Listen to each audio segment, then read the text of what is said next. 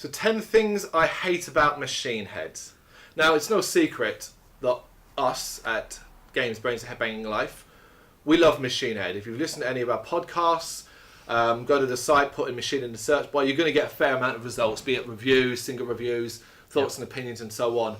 So when we decided to do these 10 things about, we figured machine head was a great place to start, both the love and the hate side of things. But because the internet loves negativity, we're starting with 10 things I hate about machine head. Now, to give you a rundown as what this is mainly about, it's as much tongue-in-cheek silliness as it is serious. There will be a mix of both, particularly with certain other subjects we cover where it's not necessarily as easy to come up with 10 things you love about it. You know, if you said to me, come up with 10 things you love about Ed Sheeran, I'm going to struggle. I'm going to struggle. It's simple as that. I'm going to be looking and going, well, he's got a nice haircut. The weird thing about it as well, though, is that to come up with 10 things you hate about Ed Sheeran is also difficult because you're not a fan. You don't really know anything. He's not on my radar. You go, well, I don't like his music, okay, and then you're like, well, that's kind of it. Yeah, I don't really know him.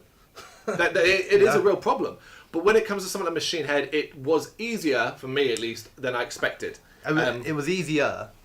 It wasn't easy. I didn't find it easy to come into 10. But I did get to 10. Mm-hmm. But you know, it wasn't. It was like you know, I'm a big fan of Machine Head, massive. And if somebody says to me, give me 10 reasons why you like Machine Head, I'd be like, well, I'll just give you one. I really like their music, and that's my reason for liking Machine Head. You know, I like his hair, his beard. Yeah. No, yeah. Do you know what I mean? You don't really have reasons like that. You know, you just like a band because you like a band. You know. No, that's fair enough. Like you said, once you get into the tongue-in-cheek side of things, you can have a little bit of fun with it actually, and hopefully that'll be more entertaining. The one thing I would say, and this is mainly for you, you cannot start arguing. Oh, well, like, so basically, like, no, what I mean is if I say something... Well, this isn't going well because we're arguing already. If I say something, you can't be like, no, that's wrong because this and this and this and this. Right. This is 10 things I hate about Machine Head. We're going to do this. Am I allowed to comment on the ones you say? Well, the idea is to create a conversation, Right. But not a conversation, but not a debate. Yeah, not a freaking, no, that's wrong because he did this. No, I won't say you're wrong. And stuff like that, you know. I might say it. Well, I don't disagree. Because bear in mind as well, this is all opinions based for the most part. There's going to be very few facts. Oh, it's absolute facts with me. Well, there you go. We're going to do this one each and work like that. So I'm going to go first. Okay. So 10 things I hate about Machine Head. Starting first, criticism isn't always handled well by the band. In particular, Rob Flynn, but criticism can sometimes see them get a bit defensive. Yep. And as a band, and a major band, you've got to be able to take that shit on the chin. No, I agree. I do think you're right. Yeah? Yeah. I've seen, especially on the social media sections where they come out and do a few a live or something like that after a bit of criticism. Yeah, you're right. Yeah, well, you only got to look at the defensive they got over the track Bastards and things like that. Yeah. That kind of was... Well, they were right. I'm joking. I did that. One of the things you just on this video as well, you're probably going to find that there will actually be crossover. There'll be things that maybe that you put down that you love and that I will also have on my list. Oh, for sure. Yeah. So I actually wrote my list down. So the very first one that I came up with, I literally just wrote Triple Beam. Fuck that song. Oh yeah, that's fair enough. Yeah. And this isn't about rap because I actually don't mind a little bit of when Rob does a bit of rap. I quite like the cover of Colours that he did on the More Things Change album. Okay. Some of the rap-y kind of style on Burning Red, yeah. I'm fine with all that. But Triple Beam, I fucking hate that song. It gives me the creeps, man. So yeah, I hate the fact that Machine Head wrote Triple Beam. I wish they hadn't. I agree. It's not a song for me. It's not on my list, but I certainly agree with you on that one. Right, Rob, get off Facebook. That's what I've literally written. I feel like Rob could, particularly going off the latest sort of saga that involved the changing members and stuff like that, he's too reactionary to jump on Facebook and say like, oh, you know, I'm talking to the fans or something like this, or he'll write an essay, a diaries of madman crap, and it's too long, it's too rambly, and something that's like, dude, social media can be great, but I think you're using it wrong sometimes, and jumping straight online to be like, oh, everyone's leaving Machine Head and stuff, and confusing matters and stuff like that. It's like, maybe you just need to step away from Facebook for a bit, lad, you know? Yeah, I get that. Yeah. I'm going to jump down in my list a little bit then, because I've got one that's kind of similar to that. Go on them. But, spoiler alert, for one of the future episodes, because this kind of features on both a love and a hate list. Right, I will say this because I should have said at the start. One of the other things you're going to find as well is we're going to contradict ourselves like fuck on purpose as well. Yeah. Purely. This is fun. This is the idea. We're not purposely critiquing Machine Head and saying that you should agree with why we. Oh God, make no. these Yeah. things. But this is similar to your social media kind of Facebook video one. This is a thing that there are times when I love it about them, the times when I hate it about them. So I put it on the hate list and I put it on the love list. But at the moment on the hate list, I put about how open emotionally Rob can be in his videos. Well, you hate that. I hate it sometimes because I look up to Rob as kind of a hero, and when I see him on the verge of tears, and it almost like it's a chink in the armour of your heroes. It's a little bit like, I don't want to see him like that. Do you know what I mean? It's I don't know. You know, like these are your heroes. You're almost like they're meant to be impervious. Yeah, I get Do you know what I mean? So sometimes it's like this kind of weakness. This is why I said there is also a side of this that I love, but that will come up in a. We're not doing that one yet. Okay, cool. Yeah, no worries. So that's you sort of jump down the list for that one. Yeah, just because it was similar. I mean, if they come out similar, I'm going to move down the list because I haven't written mine in an order. Oh, okay. Well, I mean, it's not a top 10. It's just 10 things for me. All right. Well, then lineup changes is one I put. I fucking hate in all my bands. I hate lineup changes for the most part. But Machine Head's lineup changes have always been a bit harder to take. Depending upon who was leaving and so on, you know, whether it was Logan back in the day or now more recently, what's going to be Phil and Dave. I hate that. It's simple as that. I want my band to stay 4, 5, however many members they are, and that's what they do from day one to day end. I mean, I'm not arguing with you. This isn't an argument. Go on. But I am going to say I agree with you completely. In comparison to some bands, over their career they've had relatively few lineup changes. I mean, have you seen like the list on some? I'm not doing this to defend Machine Head, but generally there's some bands where I look at them on, I don't know, say I'm doing some research online to write a review on a band, and you go like, oh, who's in the band now? Who's maybe I don't know the bassist name, and you see this list of like 75 people. This is exactly what I said don't do. No, I'm not talking about it. I'm talking about lineup changes in band. We're talking about Machine Head, and you're literally now defending Machine Head. I'm saying that I totally agree with you that I wish they wouldn't change the lineup. Yeah. But I just thought it was an interesting comment that some bands have like 70 odd numbers. Yeah, there's loads that have it, but they're not Machine Head. Machine Head right now. This isn't going to go well if I'm not allowed to talk. It felt like you were defending them, which is what you said you wouldn't do. But surely, if my first line is, I absolutely agree with you. But... And then I talk about other bands. But it's the but, no buts. Right, what's your one? You're being defensive about me being defensive. What's your next one? I've put down the... if I could erase a little point in time from Machine Head, I wouldn't erase the music, but I would erase the midlife crisis image stuff that Machine Head did around Burning Red. The kind of shell suits, you know, spiky hair and all that. Fine with the music.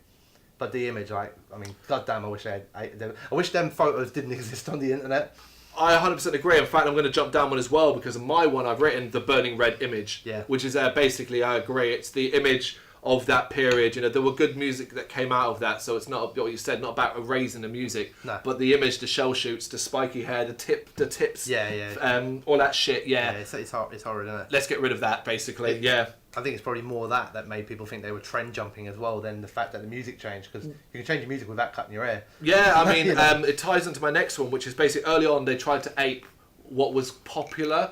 So at the time, rather than going their own path, so after the More Things Change, we hit Burning Red and Supercharger, particularly Burning Red more than anything else. It seemed like nu metal was what was going on. And Machine were like, we want to be part of that, you know, and they chose to do that from everything from the music to the image as well. And that's something I fucking hate, you know. Yeah. Don't do your own shit, you know. Don't. You can say, well, they wanted to do it, so it is their own shit. Yeah. But they were clearly trying to be part of that trying to, scene. There's a scene happening, and they wanted to be in on it. Yeah. Yeah, no, I agree. I probably should have thrown this one out before actually, because it kind of ties in with your lineup change one actually. But I did write down that sometimes Rob appears to me to be like, it doesn't always seem like a 4-person band. It sometimes appears to be like a almost dictatorish, you know, with 3 people underneath him, calling himself the general, which might just be a kind of cliche, but you know, so when you mix it with everything else, the fallings out, the people that leave the band, you know, the fact that it's very much Rob's. I know he's a frontman, but it's always his videos on Facebook. You know what I mean? It's not Machine Head, it's Rob. The fact that Machine Head, the social media page is very inactive, but Rob's one. Like Machine Head stuff goes out on the General's one. That's right. So sometimes it comes across to me like maybe, you know, it's not like a democracy. You know. Yeah, maybe he is the boss, and that's where it ends. Yeah. Yeah, I mean, I agree. I agree. Yeah, it's again, these are all ones you can't not agree with because ultimately it's out there, and it's kind of as much as you can't always try and hide your face from it, but it is there, unfortunately. Yeah. I suppose. No, I'm going to go with something really, really different. Really different. It's a weird one. I hate that Supercharger actually has some good songs on it. Because you spend your life defending it. Yeah. Because it's got some good songs on it. And everyone's automatically going, well, that's a shit album. And it's like, but it's not. Well, do you think it would have been easier if it had just all been shit? It would have been easier if it was. It would have been easier if it was Metallica's Saint Anger. Yeah. Like that. Because then you would just be like, pretend it didn't happen. yeah, you can see, you know, but whereas like Supercharger has some bangers that, well, those songs, when played live, are even better. We're talking the likes of Bulldozer people. It's a fucking banger. It's as simple as that, you know? We've done a special on Machine Head in a podcast series. Yeah. You can go back there and we talk about Supercharger at length. We're both fans. Yeah. You know? Absolutely, yeah. But ultimately, it's the dirty album of Machine Head. Way more than the Burning Red is than anything else. And that's annoying having to fucking argue that case because there is an argument for it, you know? Yeah. Yep. I've written down, openly admitting, and this is very much Rob again, but openly admitting that they would like to earn more money. They don't earn enough money. Okay. They'd like to get more radio play, especially around the time of Is There Anybody Out There? Right. When Rob was very, very much on social media saying, you know, the point of this song is to get it on the radio. And I understand that every band wants to make money. Of course. I just don't think that always needs to be said. Yeah. We know that. But don't, it's always going to make me feel uncomfortable if the band come... We've talked about it actually at shows before. If a band comes up and they start saying to you, oh, so hard. Yeah. Do you know what I mean? If I see Rob online going, you know what, I'm going to clean this song up. I need to get on the radio. We're not earning enough money. I don't like that. Yeah. You know. I agree. It's one of the things that bug us, both of us, at a personal level than anything else. We know this, and we want you to make more money, and everybody wants to make more money. But the problem is if you start saying that, there's a fair amount of people that will go, well, fucking, you know, if it's all about the money for you, I just ain't gonna even do shit. Yeah. So you're actually gonna. There's that whole less. thing, isn't it? Like where people, and we know it's stupid, but where people are like, "What, you do this for money? Yeah. Fuck you then." Yeah, exactly. You know, so yeah, just sometimes you don't need to say things. Yeah. Yeah, I mean, talking about if you want to, my next one kind of like, I'll follow on from that. If you want to earn money, here's an idea, you dickheads. Maybe don't court controversy where it's not needed. E.g., the lyrics, and certain words that are said in Bastards. Now, this is one where I'm going to get a little bit serious. I understand the purpose of that song. I understand what he was trying to get across, and I completely support that. However, you can do that without a grown, past middle-aged white man saying those words. I know you really want to flip your shit. I say nothing. I say nothing. I think they were purposely designed to court controversy and get attention to that song. And it's a pity that that's overridden what is a damn good song anyway. And I completely think I support his view and his rights to say that if he wants. I just don't think it's necessary. Okay.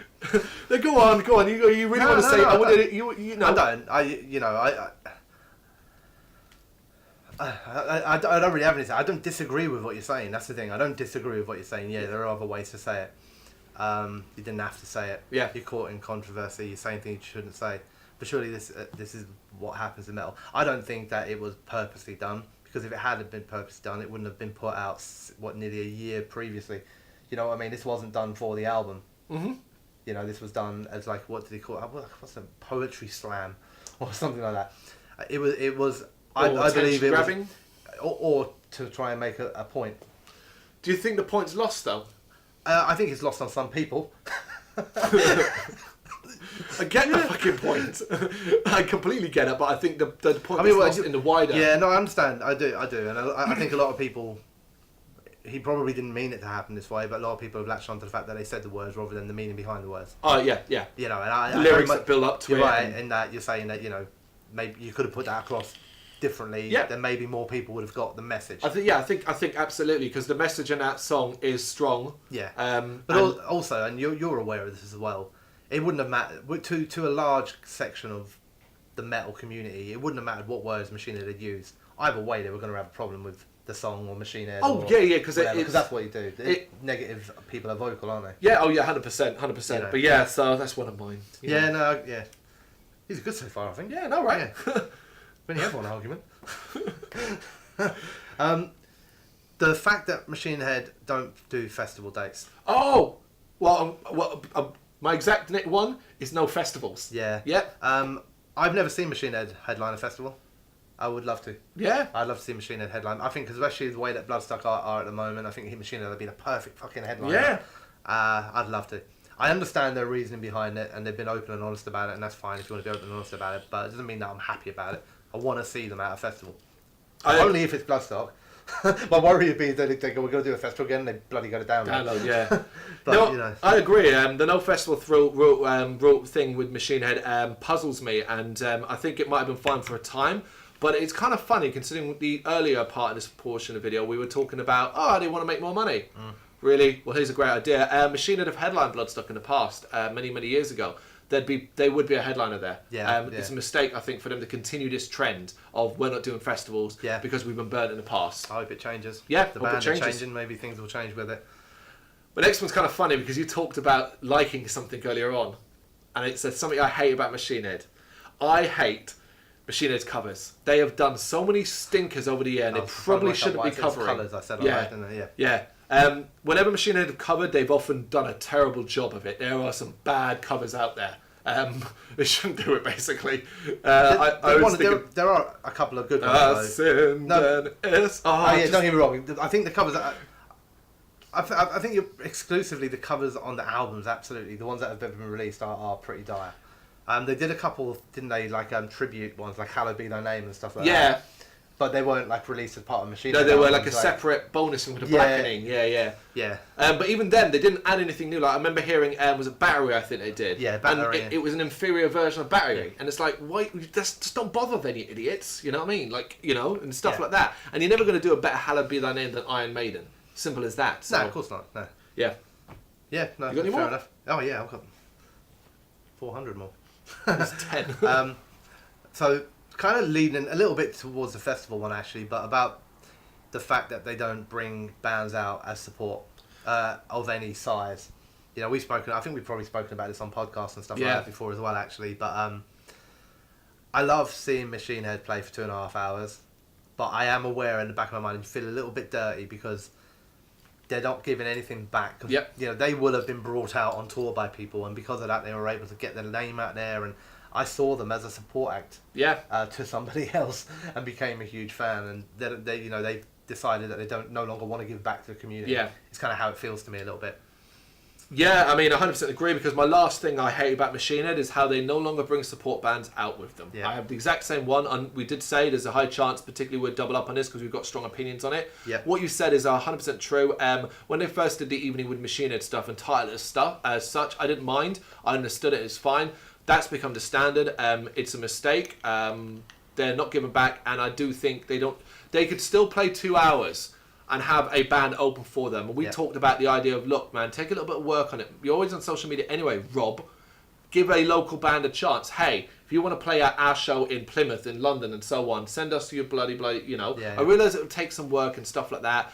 But definitely. That suggests to me that then Machine just don't want to anymore. And it's like, damn, that sucks, because you're big. Yeah, it's one of those weird, because when we go to Machine shows, I absolutely enjoy seeing them play for 2.5 hours.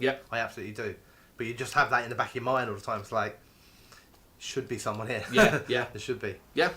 I'm all out, so it's all on you now. Are you? Yeah, that's my 10, because we double up on a lot of them. Oh, okay. Yeah. Let's say I've still got 3. Cool, go for your 3. Okay, these are a little bit more light-hearted now, but I do mean them.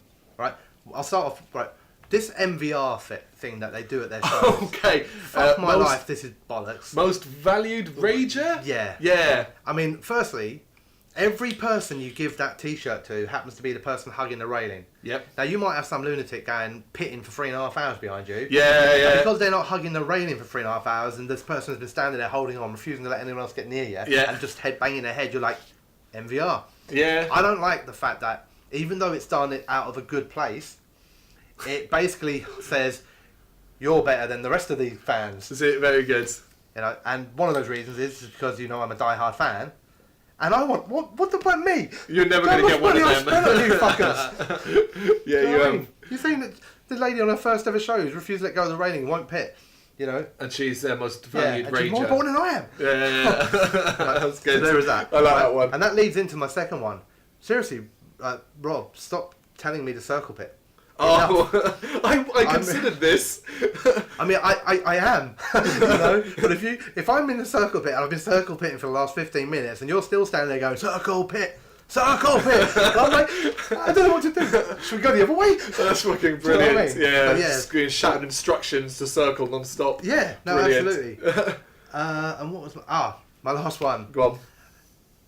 It's not really going to matter after this last tour because he's leaving the band, but if for any reason he decides not to leave the band, they must absolutely ban Phil Demmel from having guitar instrumental section at a live show. I mean, I know the geezer's a cracking guitarist, I know he is, but we have seen him do this twice now. Yeah. And he stands there for, what is it, like 3 minutes maybe? 3 minutes.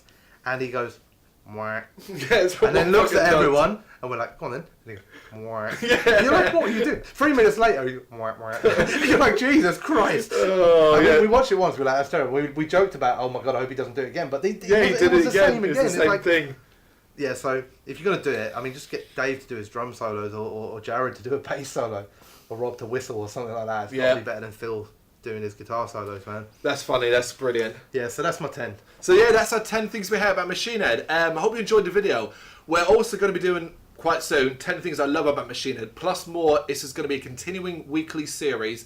So if you have any suggestions, what you want us to do, 10 things we hate about, or 10 things we love about, keep them the same basically. Be it a band, be it a movie, be it a book, or, well, yeah, keep it fucking serious. Don't go to 10 things you hate about Twilight. I've never read them. So I'm going to really struggle with that, you know. Don't do that. We'll have to read them. Try and keep it with the GBHBL theme. Games, brains, horror, and headbanging. Yeah. We're going to be basically sticking to music for the majority at first. You know, eventually we might branch out and you might see different videos without him and me with somebody else or something, you know, depending upon what it is. 10 things I hate about WWE, stuff like that. Oh, yeah, there's no point. That's not for you. Yeah. But yeah, so... It's all fake, man. Basically, that's number fucking one.